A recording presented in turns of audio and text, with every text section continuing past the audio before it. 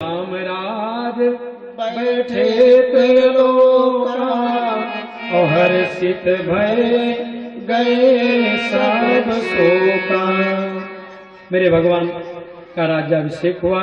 संक्षिप्त में सुखदेव जी ने परीक्षित को पूरी राम कथा सुना दी। और आप लोग तो भाई कथा प्रेमी हैं, सब जानते हैं। अथाता सूर्यताम राजन वंशः सोमस्य पावनः।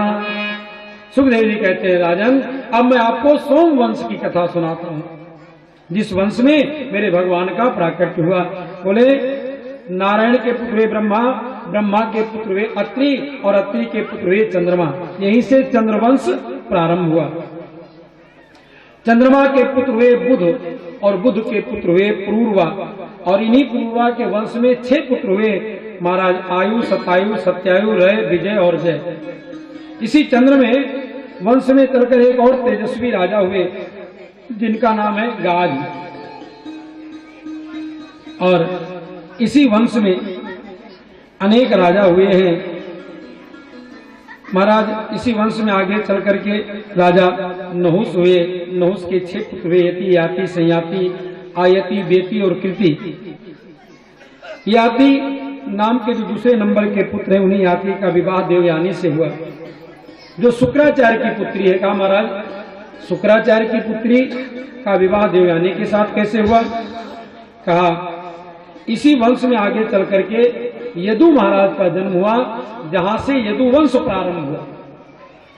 कहा महाराज कि मेरे बात समझ में नहीं आई। कहा देखो देवयानी तो ब्राह्मण पुत्री है और राजकुमारी शर्मिष्ठा राजा की बेटी है, तो ये शर्मिष्ठा दासी कैसे बनी? कहा देखो एक बार राजकुमारी शर्मिष्ठा और देवयानी दोनों सहेली हैं और गई थी उपवन में घूमने, तो वहां एक कुआं देखा, तो उस जलाशय में स्नान की और स्नान करने के बाद भूल से देवयानी ने राजकुमारी शर्मिष्ठा के कपड़े पहन लिए और परिणाम ये हुआ कि राजकुमारी बड़ी नाराज हुई और नाराज होकर के शुक्राचार्य की बेटी देवयानी को कुएं में ढकेल कर चली गई। अब ये कुएं में पड़ी थी, चिल्ला रही थी कोई मुझे बचावे, कोई मुझे बचावे। उधर से राजा याति जा रहे थे। याति ने देखा कि कोई आवाज आ रही है, वो उतर के घोड़े से आए और हाथ पकड़ करके देवयानी को जब बाहर निकाला, देवयानी चरणों में गिर पड़ी। बोली महाराज अब मेरा हाथ आपने पकड़ा तो मेरा जीवन अब आप ही के हवाले है, मैं जीवन भर आपकी ही सेवा करूंगी। और आकर के देवयानी ने जब सारी घटना बताई तो शुक्राचार्य बड़े नाराज हुए, राजा को बुलाए। बोले राजन तेरी बेटी ने मेरे बेटी को कुएं में गिराया था, मैं तुम्हें दंड दूंगा। राजा घबरा गया, महात्मा है कहीं श्राप ना दे दे। हाथ जोड़कर कहने लगा महाराज श्राप मत देना, कृपा करो। बोले तो एक काम करो, तेरी बेटी मेरी बेटी की दासी बनकर जाएगी। तो देवयानी की दासी बन करके राजकुमारी शर्मिष्ठा गई। और इस तरह से राजा को तो पता था कि ये राजकुमारी है, तो राजा ने राजकुमारी के साथ भी चुपके से विवाह कर लिया। तो देवयानी के 2 पुत्र हुए, यदु और तुर्वसु, जहां से यदुवंश प्रारंभ हुआ। और दासी के 3 पुत्र हुए, द्रुहि, अनु और पुरु। और इस तरह से राजा याति का ये कृत्य अच्छा नहीं लगा। शुक्राचार्य जी ने श्राप दे दिया, जाओ तुम्हारी जवानी नष्ट हो जाए। तब यदु ने बड़ी प्रार्थना की। शुक्राचार्य जी ने कहा कोई अपना बेटा आपको अपनी जवानी दे दे तो संभव है। इन्होंने बच्चों से कहा जवानी देने के लिए, लेकिन सबने मना कर दिया। छोटे पुत्र पुरु ने जवानी दे दी पिता को। बहुत दिनों तक काम भोग करने के बाद राजा हाथ जोड़कर कहने लगे महाराज अब मैं समझ गया कि जैसे आगी में जितना घी डालो उतनी आगी भड़कती है, उसी तरह से बिन संतोष न काम न साही और काम अछत सुख सपनो नहीं। बच्चे की जवानी वापस कर दी और राजा भजन करने चले गए। यही तन कर फल विषय ना भाई, इस शरीर का फल भोग विषय नहीं, इस शरीर का फल तो भगवान का भजन है। बड़े भाग्य से ये मनुज तन मिला, इसलिए इस शरीर का फल विषय भोग नहीं, इस शरीर का फल है भगवान का भजन करना। और इसी वंश में आगे चल करके दुष्यंत हुए।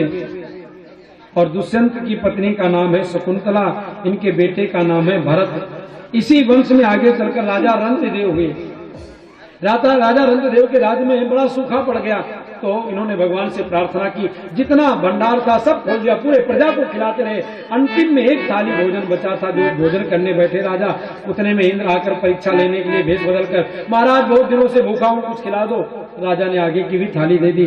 सो इंद्र ने बारिश की है, पूरी प्रजा खुशहाल हो गई। राजा रंतदेव ने कहा, प्रभु मुझे यही वरदान दो कि संसार में कोई भूखा ना है, और मुझे ज्यादा धन नहीं चाहिए, मुझे तो इतना चाहिए कि साईं इतना दीजिए, जामे कुटुंब समाए और मैं भी भूखा न रहूं और साधु न भूखा जाए। इस तरह से वरदान मांगा है। बोले इसी वंश में आगे चल करके, रंतदेव के वंश में आगे चल कुरुवंश हुआ, जो कौरव और पांडवों का वंश कहलाया। इसी में एक शाखा हुई पांचाल वंश की, जिसे मगध वंश भी कहते हैं। राजा याति के जो सबसे बड़े पुत्र हैं यदु महाराज के वंश में आगे चलकर कई पीढ़ियों के बाद एक राजा हुए, जिनका नाम है देवमीढ़। और देवमीढ़ राजा की दो पत्नियां हुई।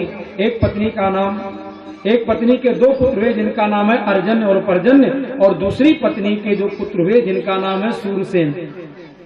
अर्जन पर्जन्य के जो 9 पुत्र हुए, जिन्हें हम 9 नंद कहते हैं, नंद बाबा 9 भाई थे, गोकुल में रहते हैं। और जो दूसरी पत्नी के बेटा है वो है सूरसेन, और सूरसेन के जो पुत्र है वसुदेवादि हुए हैं।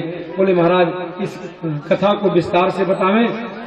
बोले मथुरा के राजा है उग्रसेन, और उग्रसेन को कोई पुत्र नहीं, इन्हें पुत्र कामेष्टि यज्ञ किया।